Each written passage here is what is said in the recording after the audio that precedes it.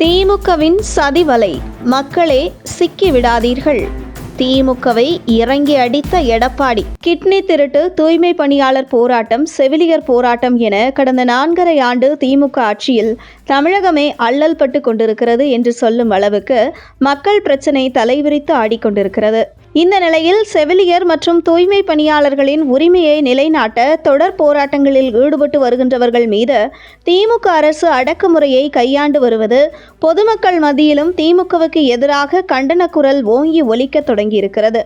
இந்த நிலையில் சென்னையில் தூய்மை பணிகளை தனியாருக்கு தாரை வார்த்துள்ளதை எதிர்த்து தூய்மை பணியாளர்கள் கடந்த சில மாதங்களாக போராடி வரும் நிலையில் 5வது மண்டலத்தில் 50வது வார்டில் தூய்மை பணியாளராக பணியாற்றி வந்தவர் ரவிக்குமார் தொடர்ந்து போராடி வந்ததால் பணி நீக்கம் செய்யப்பட்டதாக கூறப்படுகிறது.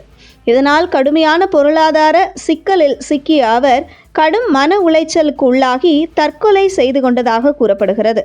மேலும் தமிழகத்தையே உலுக்கிய நாமக்கல் கிட்னி திருட்டு விவகாரத்தில் தொடர்புடைய முத்துசுவாமி, ஜோதீஸ்வரன் ஆகிய 2 பேரையும் கடந்த மாதம் கைது செய்த நிலையில் இதே கிட்னி திருட்டு வழக்கில் தொடர்புள்ள ஈரோட்டைச் சேர்ந்த கார்த்திகேயன் என்பவரை சிறப்பு புலனாய்வு குழுவினர் கைது செய்தனர். இப்படி திமுக ஆட்சியில் தூய்மை பணியாளர் முதல் கிட்னி திருட்டு வரை தமிழகமே தத்தளித்து வருகிறது. இந்த நிலையில் தற்பொழுது தமிழ்நாட்டில் SIR கணக்கீட்டு பணிகள் முடிவுற்று தற்போது வரைவு வாக்காளர் பட்டியல் தேர்தல் ஆணையத்தால் வெளியிடப்பட்டுள்ளது.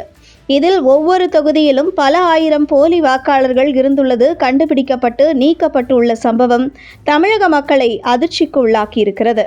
குறிப்பாக சென்னையில் உள்ள சில தொகுதிகளில் 1 லட்சம் வாக்காளர்களுக்கு மேல் நீக்கப்பட்டுள்ள சம்பவமும் அரங்கேறியிருக்கிறது.